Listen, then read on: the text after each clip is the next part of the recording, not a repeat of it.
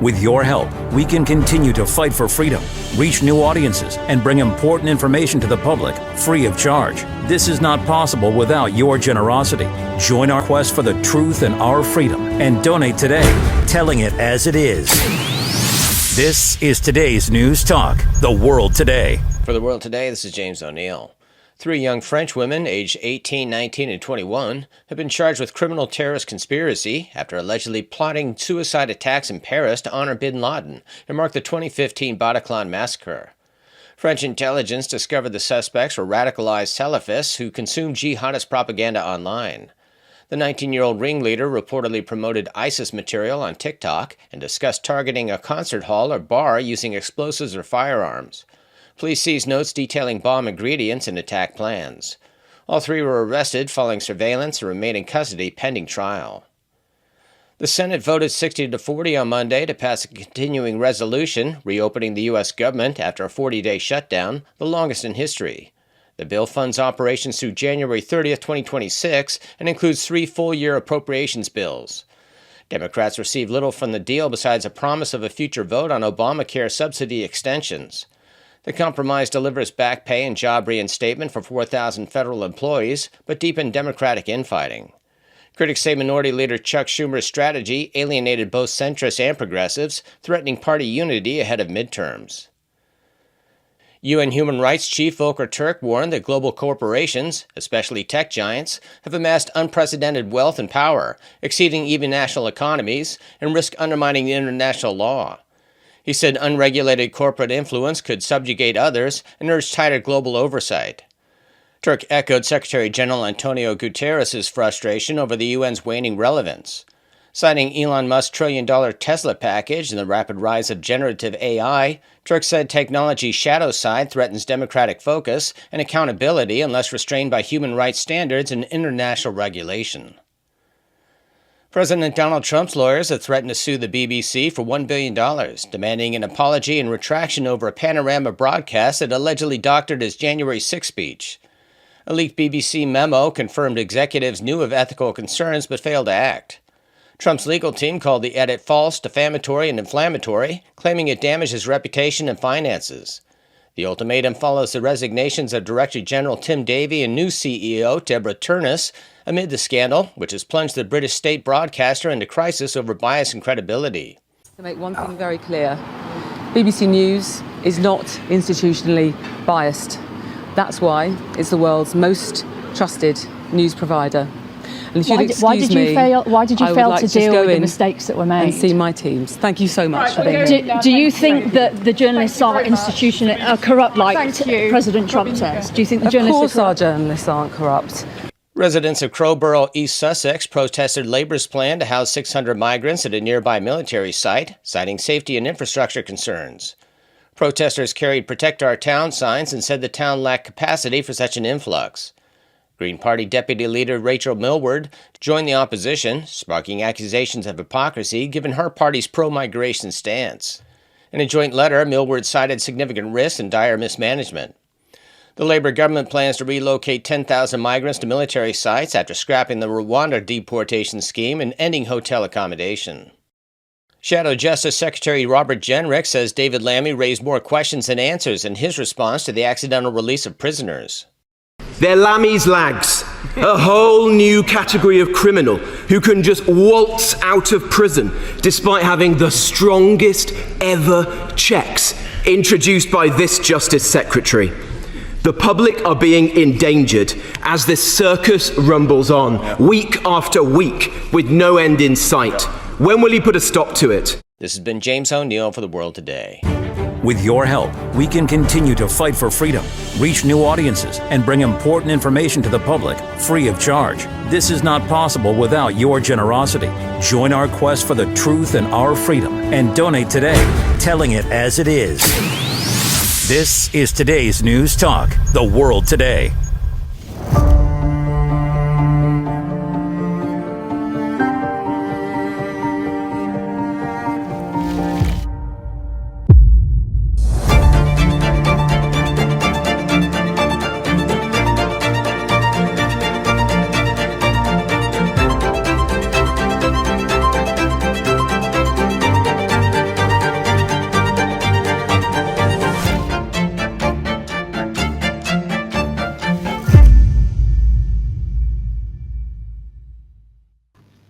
And a very good morning, evening, good evening if you're in New South Wales or with daylight saving in Australia. It's early evening in Queensland. It's 100 years behind and 1 hour behind too. In other parts of the world, wherever you are, thank you for joining us. This is the Protagonists. It's part of the world today. Our topic today, we've done similar before, and I think it is a very important topic that we keep discussing it and hopefully come to some resolution, because most times we don't. The topic is the Palestinian revolution, and is it fanning the flames of a global class struggle? Most want peace in the State of Palestine. However, the prospect of this is highly uncertain, despite the hoopla surrounding Donald Trump's peace plan. So it seems to many that drawn-out negotiations and the struggle of the Palestinians will continue for some time yet. While the world watched the deprivations and unspeakable suffering of the Palestinian people at the hands of Israel and its allies, something changed. A growing number, including past supporters of Israel, demanded the end of the cruelty and violence in Gaza and, importantly, self-determination. With deteriorating economic conditions and millions around the globe subjected to the oppression of the corporate statism, is Gaza then a wake-up call? Hopefully our guest will have a view on whether the prospect of peace in Palestine and self-determination are possible, or if those in power will instead double down to extinguish the flames of a growing revolution. My first guest is Dr. Frank Romano. Frank, thanks for joining us. Frank is an author and Middle East analyst. And Frank, the current situation, because you know more about what's happening there than most people, what is the current situation in Gaza and in the Middle East? Yes, as you noted, Mike, there's something happening that's far more, it's far beyond just the freeing of Palestine. Really, what's really happening is that the Palestinian struggle is reaching the world. The struggle of the people against the Palestinian people against the full power of U.S. imperialism and its crony Israel has become the cutting edge of the global class struggle today. The actions by the imperialism to commit genocide by starvation, as you noted, and drowning the people of Gaza in blood has brought this struggle to the world. So this revolution that we're talking about, what is embedded behind it, and why the U.S. and Israel are so afraid of this revolution spreading, giving the hope of obtaining freedom from colonial imperialistic powers, especially in worsening economic conditions.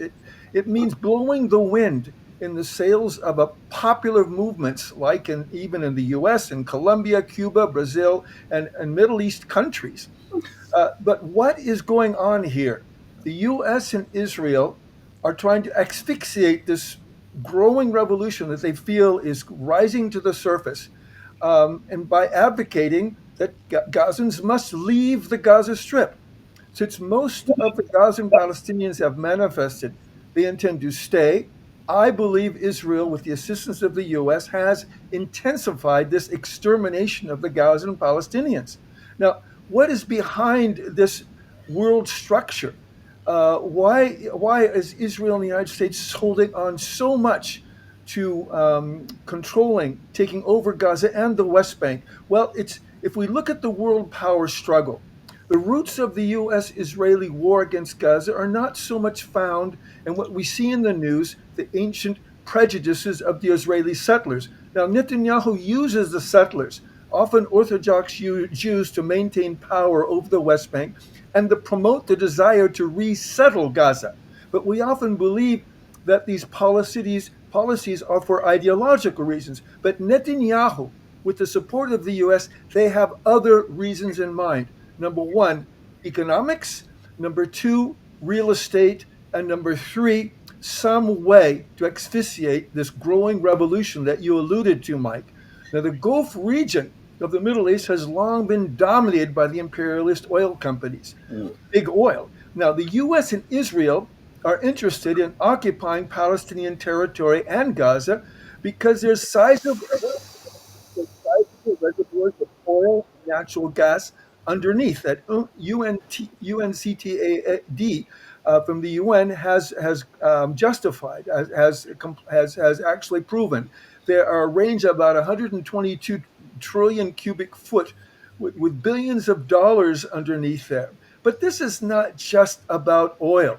Now, the U.S. has often sold, purchased oil, right? And those petrodollars are used to buy arms for the U.S. military industrial complex. And then the Gulf states are using these arms to oppress popular revolutions. And we're talking about revolutions that are being ignited by the Palestinian struggle. But there's more to it, Mike and Michael. There's the real estate issue. Now, Smotrich, the Israelis' finance minister, has said the Gaza Strip could be a real estate bonanza. And he says, now we have worked on the demolition phase, now we need to build. Now, in February, Donald Trump said it would be maybe the Riviera of the Middle East. The idea, however, would involve the forced displacement of Palestinians, which is in violation of international law. Now, there's more to it than that. We now have, on November 10th, just a couple days ago, Trump has sent Jared Kushner as the U.S. mediator who met Israeli Prime Minister Netanyahu to discuss the fragile U.S.-backed ceasefire in Gaza that we've alluded to. However, Kushner is a former property dealer. He's not an objective party. He has said in a recent interview that Gaza's waterfront property could be very valuable. To make way for the project, he has suggested Israel should remove civilians and clean up the strip. He's even suggested they be shifted to the Negev. Mr. Kushner, however, has avoided any issue with respect to what's going to be the future of Palestinians. In other words, with respect to this real estate, the person who Trump sends, that is Kushner, to help stabilize the truth, has clearly ulterior motives. It's like sending the fox to take care of the hens in the hen house. Kushner desires an interest in this valuable land, and he clearly has no interest in Palestinians and is salivating to get a hold of that prime land Smotrich has talked about. Now, finally, Israel to maintain its power. What is behind the genocide? Well, the desire of the U.S. and big business supporters to maintain political and economic hegemony in the region that we've discussed before. The Palestinian massacre, however, has shed light on the power of the money oligarchy over American values. Even in the United States, they're allowing a genocide. This gives sheds light on the power of the force of the United States in Israel to be able to spin the news and allow the American people to controvert American values in allowing this genocide to take place. Now, finally, to inspire revolutions, October 7th, there was normalization, right, between Israel and several Arab states. For instance, the UAE, Bahrain, Morocco, and Sudan. After the events of 7 October, however, the Arab and non-states have provided Israel with crucial military and economic support, and normalization now face a far greater challenge in their struggle for internal legitimacy. Because of the Palestinian genocide, the gap between, in particular, Arab rulers and their population has never been wider. So what about the winds of revelation that the whole program is revolving around now? If the Palestinian resistance were to succeed, it would encourage another even more dangerous Arab Spring movement, according to the United States, against the U.S., Israel, and Arab countries, especially those that have normalized in the face of the Palestinian genocide. In conclusion, then, what does the struggle for liberation of Palestinian land resonate in so many hearts that you've alluded to, Mike? So many people are getting involved now more than ever because the liberation of Palestine is a struggle that extends far beyond the territory. People are converging by the millions, flying the Palestinian flags, but also those flags of Lebanon and Sudan, of Congo and Algeria. This imperial rule by oil companies and real estate moguls dominated by the U.S. empire is on one side. The other side is the grassroots struggle of millions of people. So the hotspot That battle today is led by the Palestinian people and their resistant forces that have become a spearhead of renewal of the anti-colonial, anti-racism struggle in which many are fighting common ground. Palestine is being a rallying cry for souls thirsty for liberation and for a better life. And if Palestinians are all killed in Gaza, the movement has become so powerful that it has ignited the world. There will be no return. There will be no submission, return to domination, because the great anger at the viciousness of this genocide, the annihilation will not be forgotten and we built upon, and hopefully will be built upon to give rise, hopefully, to a freer world. Our second guest is Dr. Michael J. Sutton, CEO of Freedom Matters today. Michael, thanks for joining us. What's your summary of what's happening and not forgetting that we're here and it's all happening over there, and Frank has been there, and he has been there a couple of times, guest of the Israeli Army Defence Force. And so what's your views on what's happening at the moment, and why do you think the world has become united, which, the obvious fact, but why else are there other reasons or other similarities to our own life that we can relate to the struggle that the Palestinians are going through? What's your views? Oh, I just wanted to thank you very much, Mike, for inviting me, and to Frank and Tony for this conversation as well. To put it in perspective, a few nights ago there was a giant branch that fell off the tree, one of our big gum trees, and took out the electricity in our street for a few hours. Everyone was talking about it. It was very upsetting. Then try to imagine, like, for several years, entire cities without electricity, without running water, without all the daily conveniences that we have. And then, I guess, thinking that the person down the street, the one who lives next door, has been killed, and their house has been blown up, and then the next house has been destroyed, and then the next house, and then the street down the road, and the suburb round the corner, and then the city over the hill. Then you have a bit of an idea of the appalling trauma and suffering of the Palestinian people, which is as a result of the Israeli genocide against them. And there's no equivocation, there's no semantic debate you could have that other than to say that what has been occurring has been intentional genocide of a viciousness and a cruelty and a form of barbarism that we have not seen in quite some time. And what is actually very encouraging, Mike, is that around the world, lots of the people that we have written off, particularly younger people whom we said they're just materialist narcissists, only care about themselves, they're the ones protesting and standing up for the people of Palestine in huge numbers. And people who were normally on the side of Israel have just wrung their hands and said,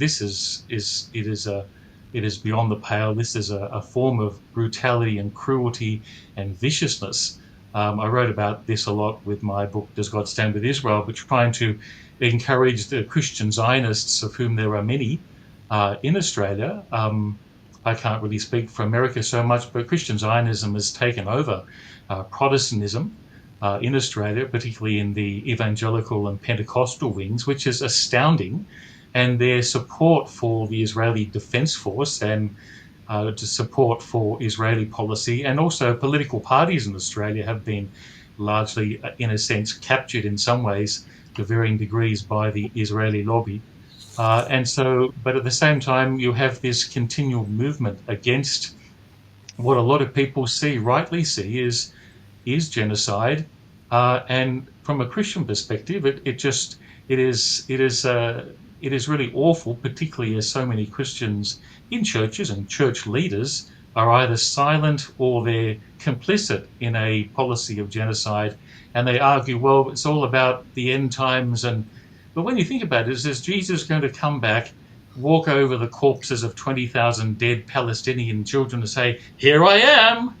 I mean, is that the kind of theology that they promote? And the answer is that it is kind of a twisted view of the world, and that the reality is that if you read the Bible, if you're a Jew or a Christian or a Muslim, that the Hebrew Bible and the Christian Bible and the Quran, we are made in the image of God.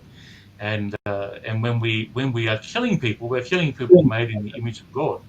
And what's appalling is that you have I think what Frank is alluding to and what he is saying is that there are deeper structures and deeper dynamics going on. I guess from my point of view, I see essentially this so-called ceasefire is not really the end solution. Trump is not a peacemaker; he's a deal maker, and nothing's for free as far as Trump is concerned. And as Frank alludes, this is exactly what's going on. There are deals being done.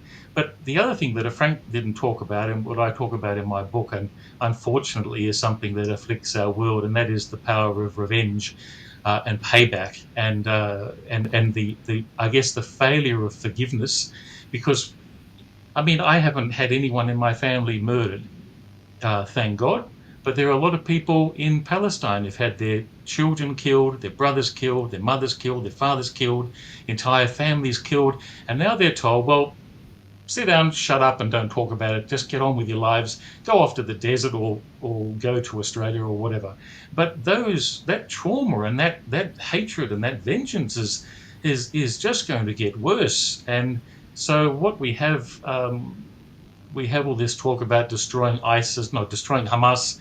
Well, there's an entire generation of children and teenagers who are going to grow up wanting to kill Israelis thanks to this conflict, as has happened in the past. And so this war has in fact begetted another generation of people hating Israel. And so the war and the vendettas and the vengeance and everything will just continue. And so I think if we're going to talk about the future of Israel, which I think is highly tenable, is highly is a problematic question. How do you manage the dynamics of payback and vengeance? Because there are a lot of people who have been brutally killed, and we see, of course, with the PLO becomes a Palestinian Authority under Yasser Arafat, and we see that's the Palestinian Authority. The idea of trying to exterminate Hamas. We couldn't get rid of the Taliban or ISIS or Al Qaeda or the Viet Cong or the North Koreans, and so there's this pattern of stupidity that governments are engaged in, and from time to time, mature governments say, okay, well, let's sit down, let's negotiate a settlement, as they did in South Africa. De Klerk goes and releases Mandela, and then you have the new South Africa, or you have Yasser Arafat being the creation of the Palestinian Authority. So there has to be either a path going towards that, or there will just be more killing and death and destruction. And the power of revenge, I don't think people really understand. I mean, this is uncontrollable. And I think perhaps a lot of the people who are, I mean, we're in Australia, we're not experiencing this personally, unless we have family in Palestine. But we can protest all we like, but at the end of the day, that dynamic is very real. Tony Greenstein is an author, campaigner, and historian. Tony, thanks for joining us. You heard from Frank and also from everybody, including myself, and I'm just thinking, we just heard then that the power of revenge, or I suppose hatred even. If you look at what's happening in the US at the moment, we have Donald Trump meeting with the Syrian president, Ahmed al-Sharaa, and he was, if you go back 20 years ago and look at Twin Towers, if you believe that the plane did crash there and knock those towers down, how soon we do forget. Do you think the hatred at the moment in Israel, between Israel and the Palestinians, more from the Palestinians' point of view, I would think, because of the atrocities that were committed, do you think the amount of hatred will just disperse, and that the forgiveness will set in, as Michael mentioned? Well, the hatred will only disperse when the conditions which allow for and help the hatred disappear. It's the institutions and the very setup of the Israeli state, a Jewish supremacist state, which basically says the Palestinians living inside it are second or third class citizens at best, which sees the Arabs outside, the Palestinians, subhumans. All of that is inherent in Zionism. This isn't, of course, a biblical or a religious struggle. It began at the end of the 19th century, the era of late colonialism. And we should also not forget that the original Zionists were not Jewish, they were Christians. The Christian Zionism predated Jewish Zionism by 4 centuries. And they, in essence, were Christian imperialists. It was post Reformation. So, I mean, that is really the scene that sets it. That Israel today, the creation first of British and American imperialism, is the West's attack dog in the Middle East. It's there to subdue nationalism, radicalization, revolution, and it's forged relationships with all the corrupt Arab regimes, which are also interested in suppressing their peoples, which is why Palestinian demonstrations in Egypt, Saudi Arabia, and elsewhere have been bitterly suppressed because they're a potential threat to the region. Now, October the 7th, I think one should mention it was the catalyst, it wasn't the cause of what's happening today. And I think that's important to bear in mind that originally the Israeli regime saw their first target as the West Bank and ethnically cleansing that, making life very, very difficult for Palestinians. Bezalel Smotrich had a plan whereby Palestinians were given three options: either to emigrate, to stay as subjects without any rights, or to be killed if they resist. I mean, they were the three options of the neo-Nazi who is in power. Where I think Hamas miscalculated, it saw the demonstrations in Israel over the judicial reforms, saw that Israeli society was divided, and came to the conclusion that October the 7th would be attacking a weakened society divided against itself. And that was a genuine mistake. I mean, they only sought the return of their own hostages, who Israel had long captured in exchange for theirs. But it immediately became a much more general problem. For a start, immediately after October the 7th, the Israelis engaged in a vast campaign of war or atrocity propaganda. I mean, this was invented by the British in the First World War.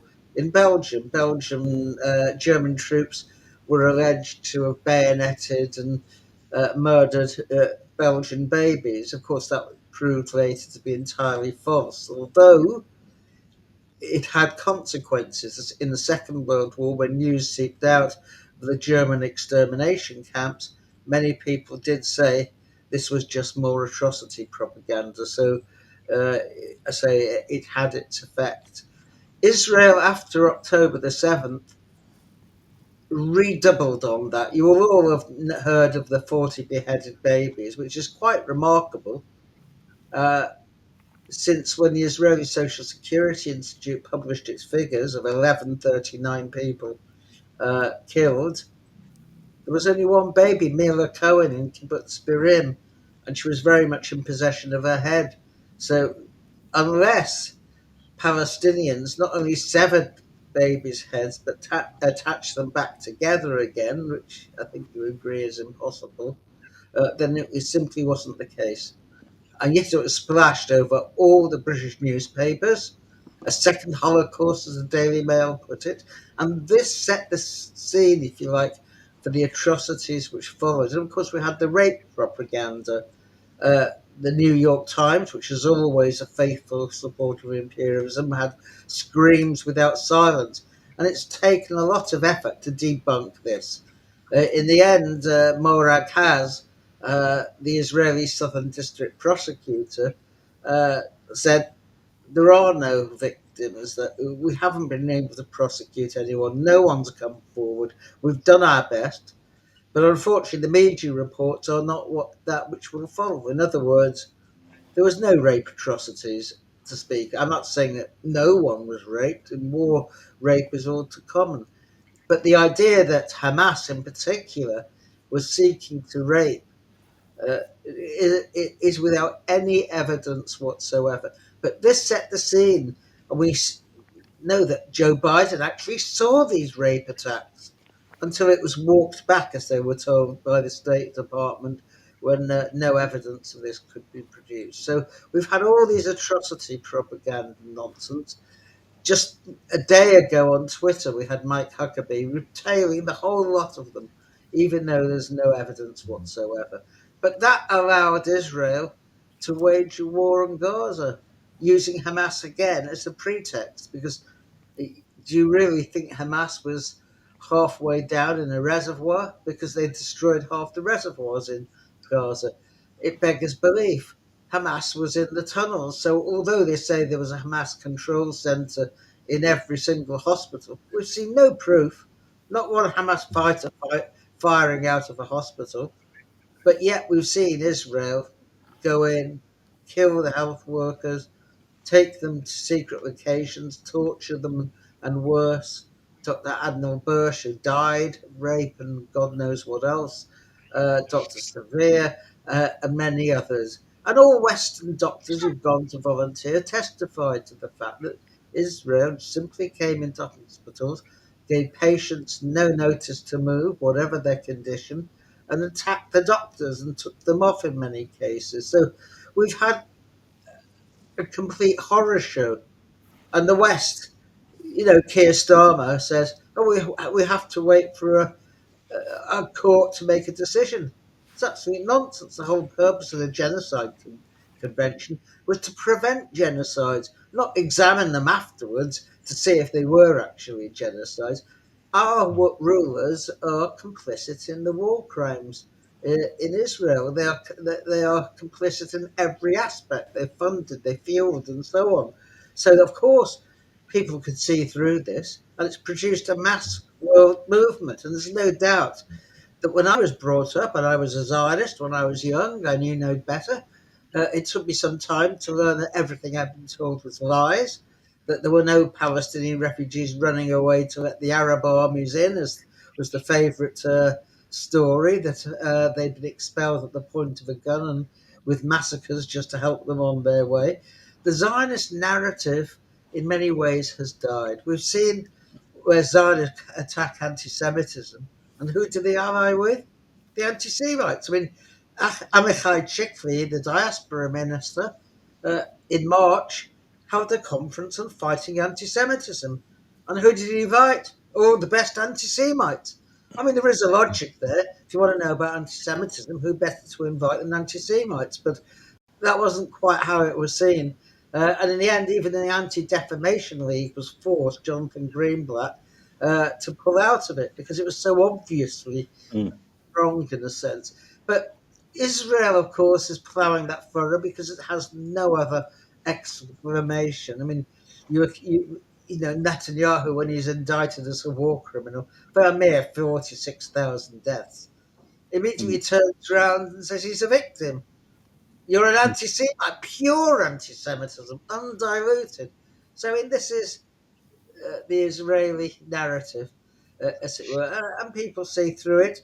And we've seen around the world and in Britain increasing repression as a result, whether it's in the United States with the student encampment, whether it's here with the misuse of terror laws. I mean, I'm in court on January the 5th. I'm a terrorist. We've seen Palestine Action was prescribed, a protest group. This is a new move. You prescribe protest groups as terrorists. I mean, that is the action of a complete police state mentality. And of course, you've seen 2,000 people arrested and more pushing back on it. So we now have, most of our terrorists are over the age of 60 or 70. Some are blind, most are disabled, and they are the threat to society as we know it. I mean, so they've got themselves in a tangle, to say the least. And it's very clear what Israel is about. It's ethnic cleansing, not just of the West Bank and Gaza, of course. There's a Greater Israel project, and that means occupation of Lebanon and Syria.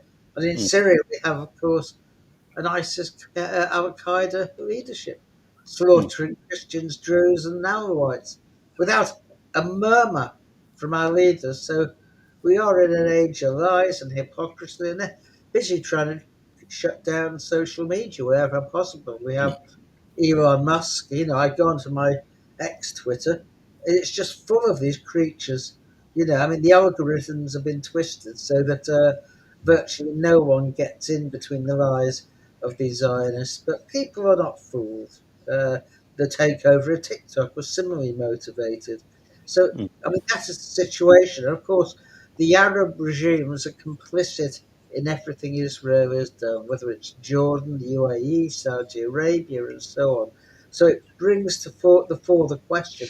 We're going to see the liberation of the Middle East and the Arab countries.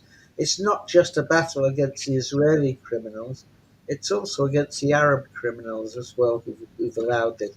Because I have no doubt that if the Arab countries had done what they did in 1973 and say the oil stops as of now, the genocide would have stopped. Frank, off camera, we're talking about a few things, and one of those was that I should ask you why Israel and the Americans want to get rid of the Palestinians. Why would that be?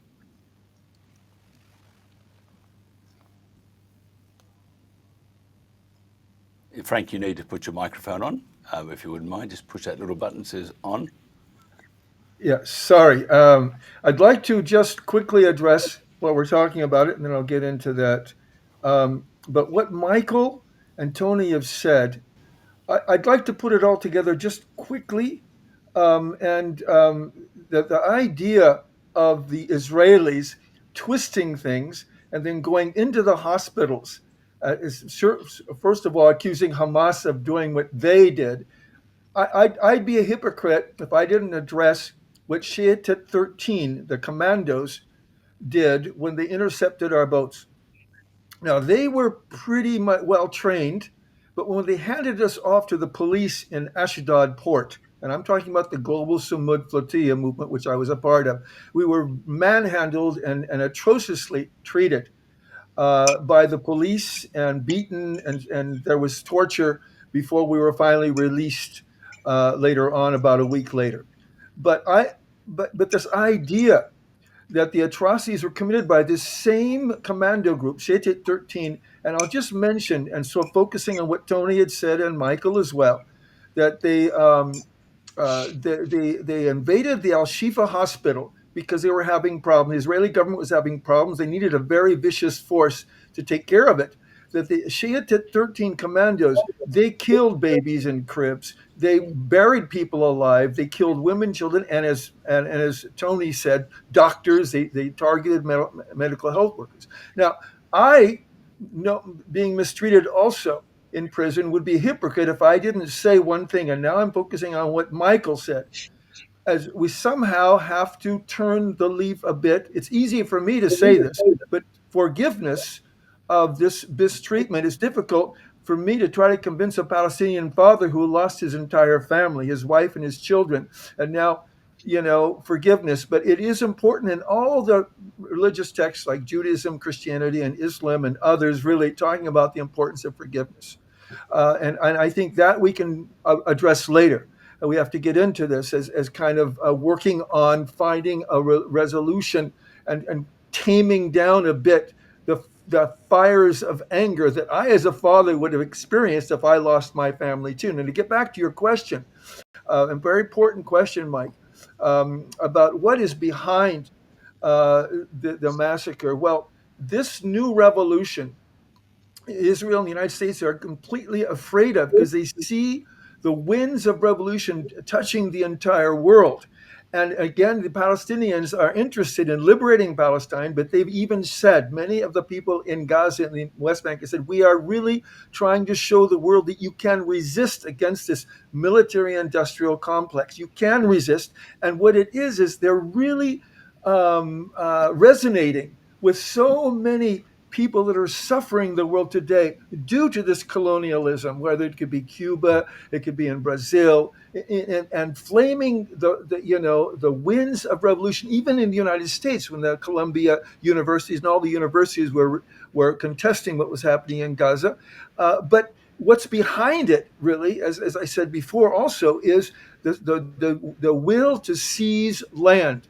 And we talked about Kushner being involved, and it's like putting the fox to take care of the hen house, where he is now interceding a little bit and trying to calm down the things in Israel and Palestine according to this truce, according to this ceasefire, when actually he is a real estate mogul. He's looking forward to taking over this valuable land with Smoltrik. But then, so beneath it, also we see in the seas outside of Gaza, there's a huge deposit in gas, and in the West Bank, huge deposit of oil. So we have the reason behind. It's not really about Israel pushing the Israeli Orthodox Jews into the settlements and them feeling, well, we're the chosen few. This is our right to be in the West Bank to overcome situations in the biblical situations, and now we're taking over, and also in Gaza. They really are using these Orthodox Jews in the settlements as a spearhead to get land, because they want that land, Mike, really to develop this land, as Trump said, to make it into the Riviera of the Middle East, and that oil deposits. But I think now, as we've alluded to, all of us have alluded to, the flames of revolution are so powerful.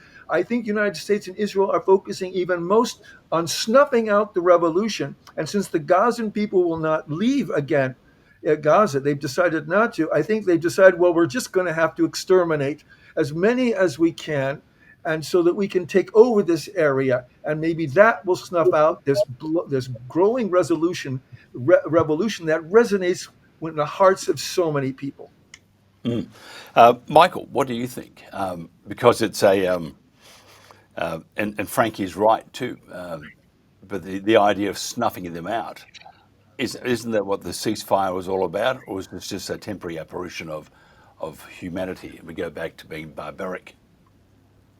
Anyway, Frank sort of hit the nail on the head, I think, with a lot of his comments. I mean, it is a class war. It is a real estate grab. It is, of course, the desire to exterminate a people for whatever reason. I mean, I have to acknowledge, of course, that the same thing happened here in Australia and in the United States, Canada, New Zealand. The formation of our states, the desire at one point to eradicate the indigenous peoples of the land, but at the same time, but at the same time, I guess I take comfort from the fact that what's happening in Palestine today it sort of has echoes in the Irish question, the struggle in Vietnam, the apartheid situation. That really what it is. It's not about anything other than the creation of a state or the destruction of a state, and that state is the state of Israel. And if they cannot create a modern state where everyone is welcome and treated as equals under the law, there will be no state of Israel. There will be a kind of a nightmarish regime. What we see today is a lot of the capitalist countries that hitherto were on the side of Israel have now turned their backs on it because of what's happening. And it's actually not that difficult to build a society. And considering that there are over 180 examples of it in the world today, and if you want to build a society, you have plenty of examples how to do it. But for some reason, there is this strange desire to literally in a world which is drowning in social media, where everyone's got cell phones, everyone's got the internet, everyone's got TikTok, where they're in real time, happily, gleefully, enthusiastically wiping out an entire population and thinking that they can get away with it. I think there are huge implications for American imperialism. This is unlike any kind of imperialism we've seen before. If the intention is to continue to commit genocide and get rid of the Palestinians, it will be, I think, perhaps the death knell of the West in terms of its, I guess, whatever's left of its moral fiber. We talk about the death of Western civilization. Well, if the West doesn't make a firmer stand and stand up for what is basic human rights of the Palestinian people, then we don't really have the right, in a way, to say that we have any civilization left. as a people, because I mean, and then people say, "What's happening in Africa?" Yeah, terrible things are happening all over the world. Terrible things are happening here in New South Wales, where the government protests the Palestinian protests, walking across the bridge, and then they allow neo Nazis to march in front of Parliament without any criticism whatsoever. So terrible things are happening in the world all the time. But it doesn't mean that when we see something as horrific as Gaza, that we turn around and ignore it. This is really the litmus test of the West. And if the West doesn't get it right, I think history will judge the United States in a very negative light. And what's interesting, Albanese, the Labor Prime Minister, making a stand, and I guess at a time when most Australian politicians are, I guess, bowing before Trump as their living saviour, as if he's the living God and they can't say a word against him, Albanese takes the step and defies the United States and recognises Palestine as a state. And it's an incredible thing for him to do. And, I'm not a Labor Party voter, but I take my hat off to Albanese. That was a courageous, and it was the right decision to make. And the idea that the Australian Liberal Party, when they get to office, they're going to rescind it and reverse it. I mean, that's completely tone deaf, considering the opinion of the Australian people. Mike, I just want to And ask you, so I don't mean to be, but I just want to ask you, besides rhetoric, a few words here and there, what has he done with regards to sorry, Palestine? And who's that? I'm just thinking that is this just again, and I'll also ask Tony about this, is this just politics 101? We'll say the right thing, but really, what's been done? Who's this? Trump or Albanese?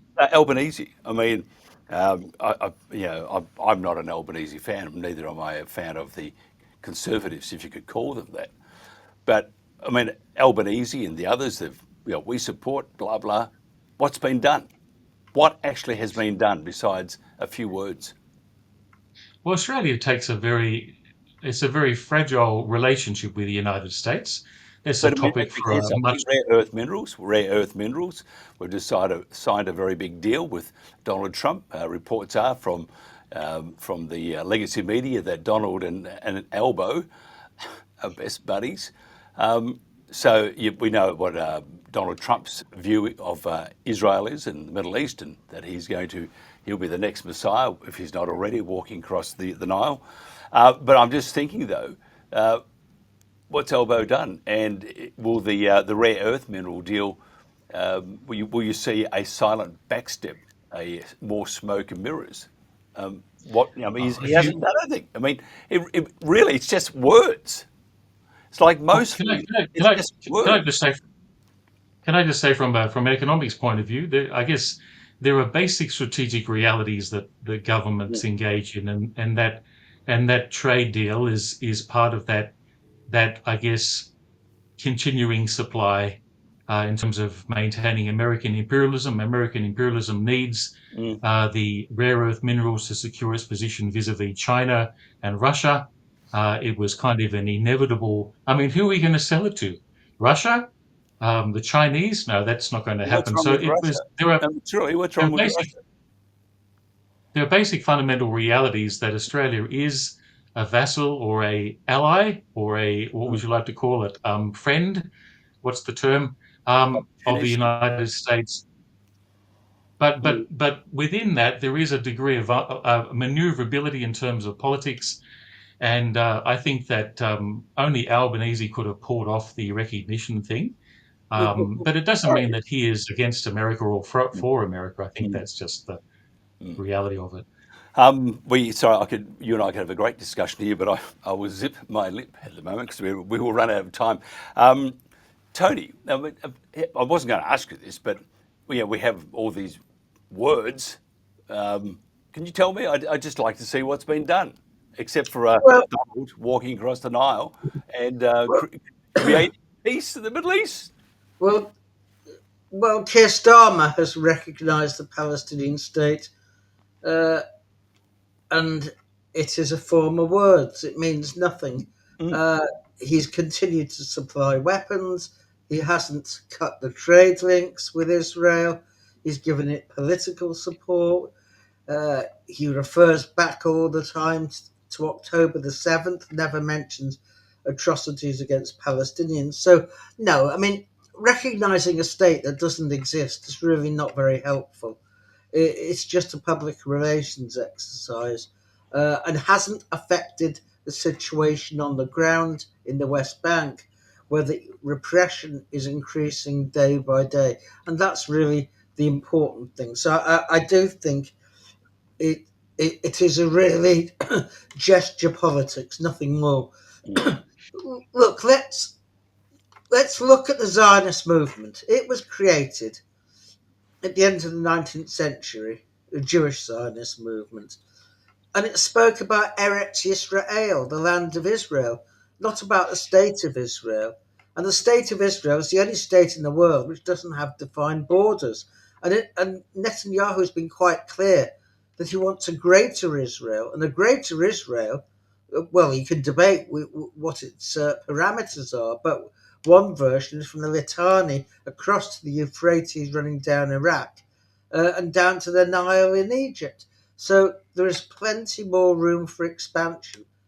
But the limits on Israeli expansion are set by the West.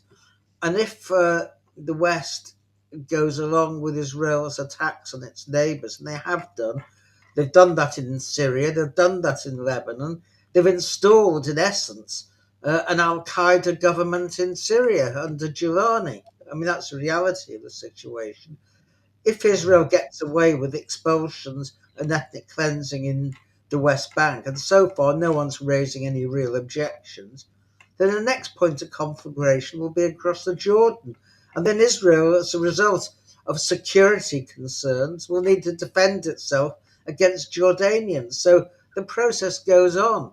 And we have, in the West, have to call a stop because we know that international law has proved utterly useless.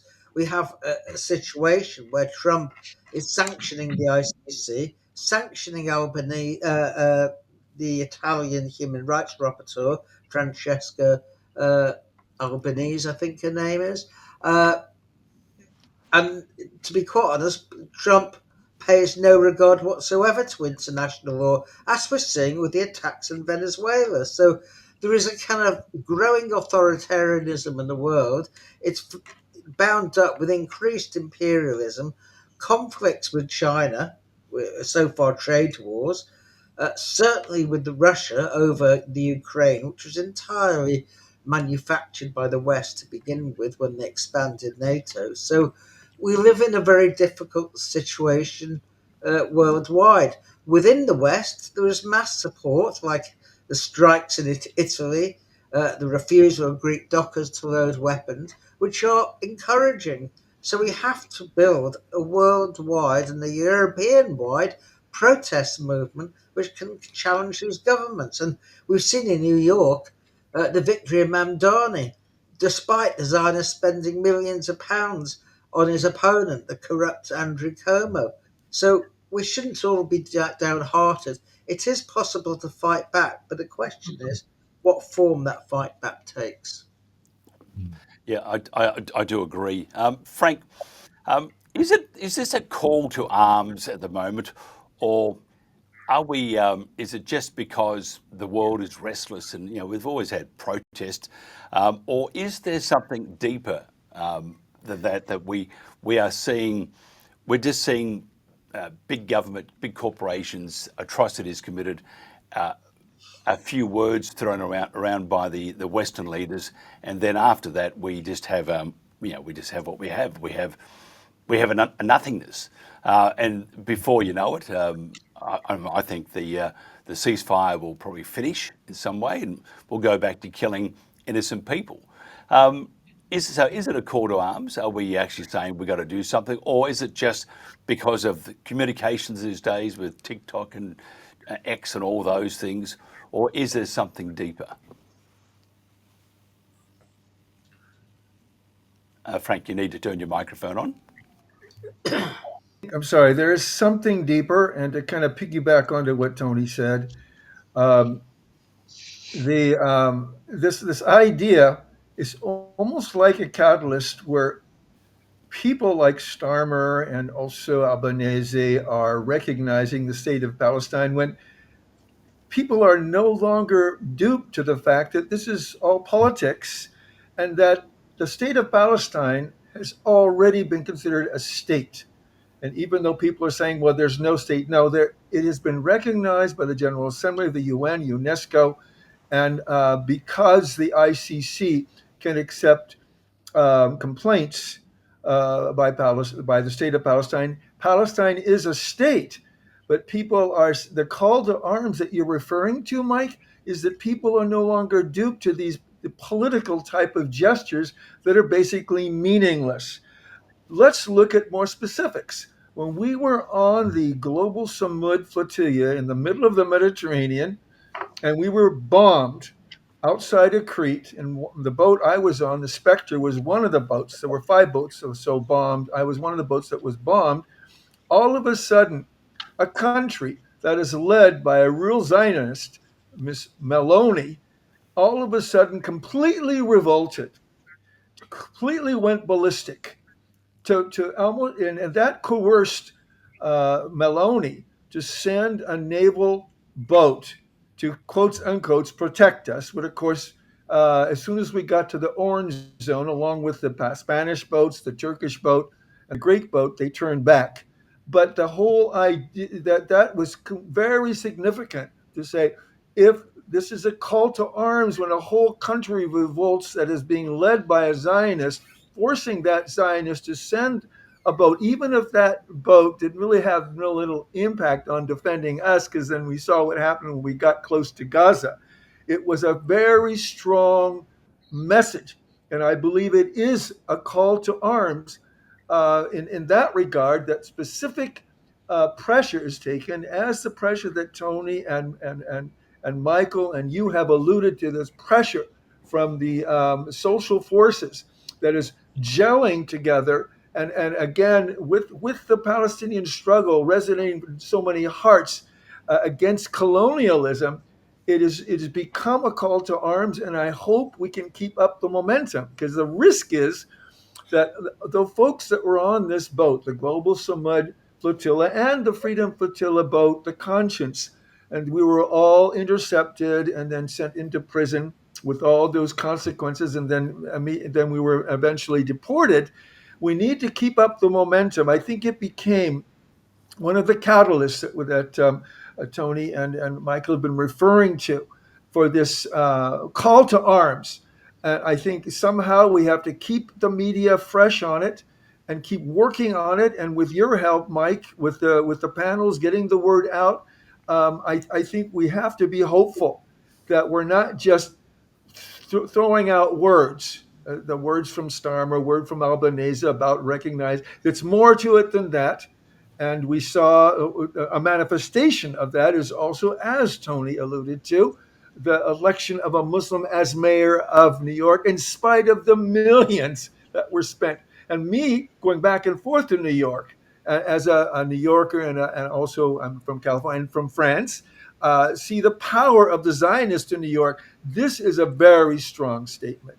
And I think it does underline this idea of tangible manifestations of this call to arms. Michael, you deal with clergy and all those, young and old. It's not just because if you look at protests, generally they are by the younger folk. We have all walks of life. I don't know whether you call it a protest or whether it's just a support of, or a combination of both. What has been noticeable to you? Because people protest, Western society protests just about anything. This is, in my mind, eclipses the days of Vietnam when they had those protests. This is just, to my mind, is a very powerful statement from a cross section of the community. Yes. What is it? Have we found something in this day and age other than ourselves? I think that's a really good question there. There are a number of features that are different with Vietnam. One is that there is a very large diaspora of Palestinians around the world, and people from that part of the world. And so it's not just something happening in another country, it's their own families who are being killed, their own brothers and sisters, their own friends. Then also the internet has radically transformed the way we view the world as well. And so that's why governments want to ban it. That's why we have this movement to ban and restrict it. That's why in Britain there are all these new laws to, I guess, prosecute people who say the wrong thing with Twitter. I know in Australia too, there are movements within organisations to stifle debate. You're not allowed to have an opinion. You're not allowed to say anything. If you do, if you really want to be offended, read my book, Does God Stand with Israel? That's a very controversial book. That's my statement. I will not I don't have children, but I will in the future. I will not lie to my children or grandchildren. I want to say what needs to be said for their sake and for the future. And I think I speak for many people around the world, and particularly in Australia and in the West, is that the other thing I think, Mike, is that there is a lot of sterility coming through with media, with movies, with entertainment. People are sick of the old movies, and no one goes to the cinema anymore. We're sick of Netflix. We're sick of all those things. We're craving, and then there's the advent of AI, which has destroyed so much. And so people are craving authenticity and something real. And I think people are really going back to what's important. And there is, I guess, a reviewing of what is important, and how you treat other people is becoming, once again, central to our human experience. And this probably has to do with the fact that materialism, consumerism, the internet revolution has all proven to be completely false. It has offered the false panacea to our problems. It's offered nothing. And so people are going back to, I guess, fundamental questions of the human condition. And one is, as the Bible teaches and what Jesus taught and what Moses taught, and that is the loving other people, and being good, showing kindness and love. Jesus said, "Love each other as I have loved you." Moses said, "Love your neighbor as you are loved, as you expect to be loved," and so on. And so people are going back to these fundamental human experiences and expressions. And I think that, unfortunately, for government is a real problem, because there's nothing more powerful than humans coming together and building communities, building a sense of value, and then starting to see that the suffering of others is their concern and is part of their own identity as a human being and as a community. And that is really, in a sense, the failure of capitalism.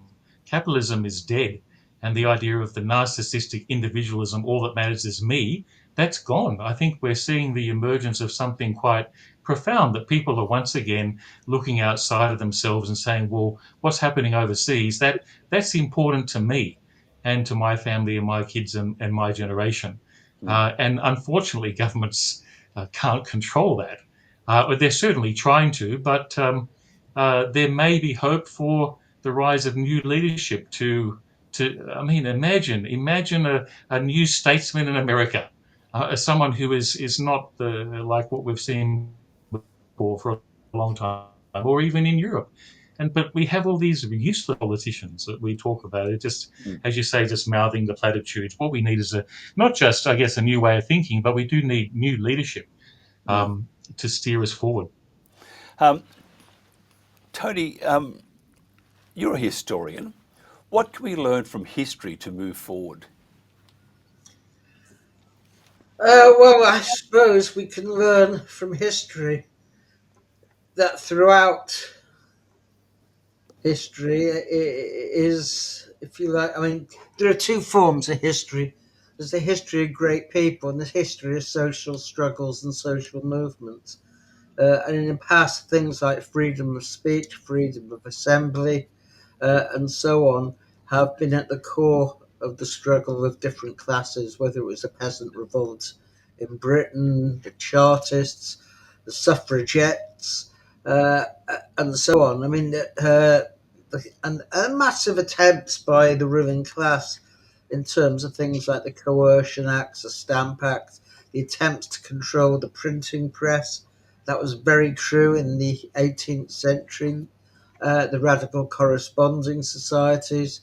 Uh, so there is a continuing tension between, if you like, the ruling elites, which want to keep the populace ignorant, and movements from below, which seek to expand their rights and democratic rights, the right to vote, for example, universal suffrage, the right of women to vote, and so on. So we're seeing that as well in the mass Palestinian solidarity movements and the attempts of the ruling states and the ruling classes to clamp down on it. You've seen that certainly in Germany, where the police invaded the Palestine Congress to prevent the proceedings going ahead, and they barred, I think it was Yassin Abu Sitter, from entering Germany.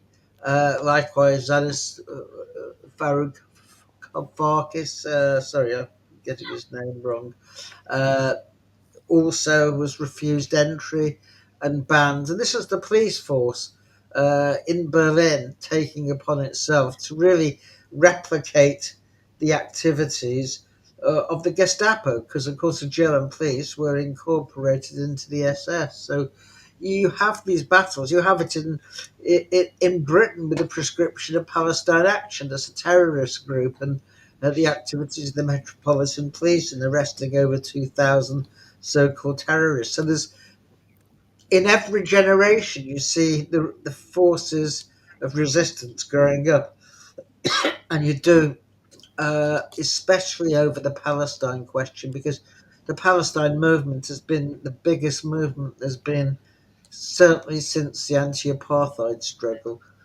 40 odd years ago. So we're seeing that again. But we're also seeing, of course, the never ending wars that the West wages in order to plunder the resources of the Middle East and Africa. And so the question of the replacement of imperialism and capitalism comes to the fore. And that really is the struggle that we need to conclude. Not only that, but for the preservation of human life on this earth, because we're getting closer now to a World War III than we've ever been. And it doesn't take much to spark a nuclear war as well, when we could see a nuclear winter. So, I mean, the stakes are very high because capitalism is a destructive organization, a socio-economic system, which destroys as well as creates. And it uses technology not to benefit humanity, but to benefit those who can control humanity. We're going to wrap it up very shortly. Gone over time. There's my guys waving at me. But Frank, I just want to, we're talking about the peace deal and all that sort of stuff. Do they actually, and this is a question for a panel, do they actually want peace? What is the end game out of all of this, Frank? That is a loaded question, Mike. This it truly is, as we said before. If there was a true will to peace by the leaders, in particular the United States and Israel, we would have it very soon. But we see all these interests that we've alluded to, whether it be oil interests, real estate interests, that have got in the way. So this is what's stalling a lot. But as Michael had said, that what the world is focusing now on realism, I have to add a personal experience. And I've retired as a lawyer and a professor, except I do represent the Palestinian people before the International Criminal Court and proceeding with those complaints against Netanyahu and others. I'm back to my original profession, which is acting. And so when I was called to Malta, remember when the Conscience was bombed, we were supposed to get on that boat, and then I was called to work on the Madeleine, finally on the Hondola as the owner, and then got to Gaza, and then finally after that, the Global Samud Flotilla. I postponed a film I was working on, and this sort of gets to what Michael was talking about. I realized that as an actor, and I've gone back to my original profession. Before I became a lawyer, I was a professional actor in Paris, doing classics like Bourgeois Gentilhomme and so forth. I've gone back to acting, but I postponed the movie about Palestinian resistance to do more, I have more of an impact on reality, as Michael was alluded to. And I believe as this desire for human beings to be more involved directly, not through demonstrations. There's hope that people are starting to really mobilize to do really get physically and mentally involved themselves, and not vicariously through film. This is going to make a big impact, and this is going to push. And this is sort of gets to your question, Mike, that we're going to push the leaders, whether they like it or not, with this. With hopefully, we'll have enough impact on public opinion and social mobilization to push the leaders to do what they've got to do to really get back to humanitarian interests that and spiritual interests that Michael has been talking about all along, and hopefully we will come. It will be forced to come to a peace that we all will want and desire, because humanitarian interests will finally become a priority over the capitalistic interests for money, power, nourished by greed. Michael, I just want to ask you a question. It's two parts, probably loaded also, so I apologise. No, I don't. Have we actually, has the West lost its, and most notably the governments, you're looking at the US administration, the UK administration, Australian administration, have we actually lost our sense of direction? There's no moral compass. It's everything's upside down, as somebody once told me. The West has gone upside down, and things that were right are wrong, things that were wrong are now right. That then would influence, because again, we get back to words, and if you have a moral compass, you need sometimes more than words. You actually have to do more than just talk, because words are cheap. Have we lost our moral compass? Have we lost our, some would say, our will to change things and be happy enough just with that conversation? And we might, clench our fist and whatever, but at the end of the day, going back to my discussion with you, just words. Yeah, that's a good question there, Mike. I think everyone's responsible for their actions. We're accountable beings. As a Christian, I believe we're accountable before God, and we have to stand before Him one day and give an account of our lives. Also, think that peace is something that can only be found in the heart of a person. You can't really expect someone to change unless they're changed by God. That's my view. But when a person is changed by God, that they are completely different. And when you see, I guess, what's happening in Gaza and what we've been talking about, how to move forward, is it possible? I mean, there is always hope. There is always the possibility of change. There is always the possibility of peace. But every generation is responsible for making the right decisions. And I don't know I think there is definitely whether the West fails or succeeds with the question of Palestine is history will judge this very severely. But whether the West itself has lost its compass, it's a very deep question. I think that everyone's responsible for making the decisions that are right or wrong. And we're all accountable beings. But I think that every generation thinks that they're the center of the universe, and what we're doing here is, I guess, it's never been done before. But the struggle of the Irish, the struggle of the Vietnamese, the struggle of the people of East Timor, the struggle of what happened in South Africa.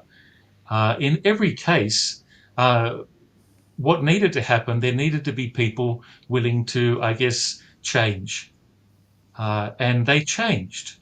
And we can say, no progress has ever been made. But South Africa, Ireland, East Timor, examples of countries that did change and that did move forward. And there was the baptism of fire and the death and the killing and the violence.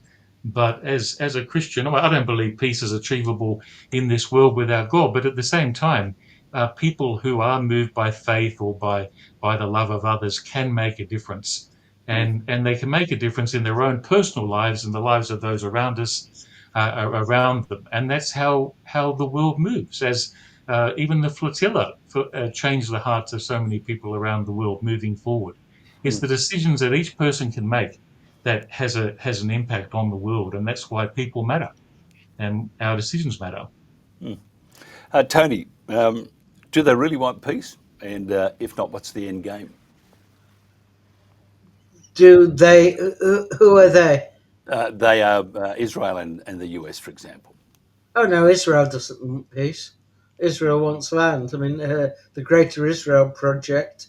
I mean, it started off with a land without a people for a people without a land, and that was a biblical land. So, does Netanyahu want peace? It would be very difficult to argue that case, I think. So, no, I don't think there's any great hope that he does. He wants to see maximum land and minimal number of Arabs. I mean, I think that's really his slogan.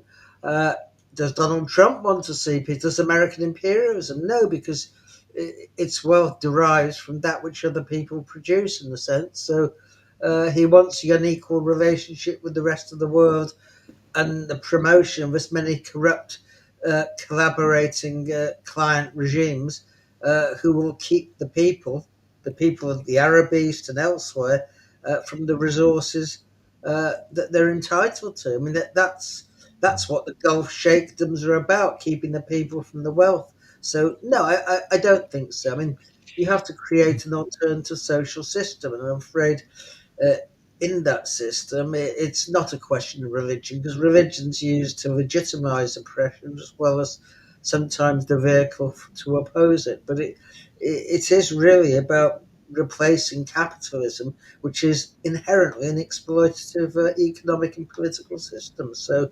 that is the hope, because if we don't do that, then the world is going to be overcome with the climate crisis.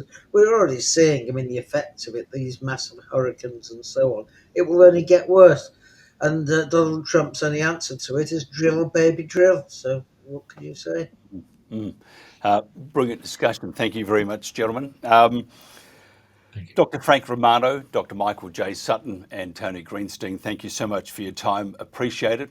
Tomorrow we'll do more with other topics, talking about all sorts of uncomfortable subjects, but I think we have to do it, and I think we have a platform to do it at the moment.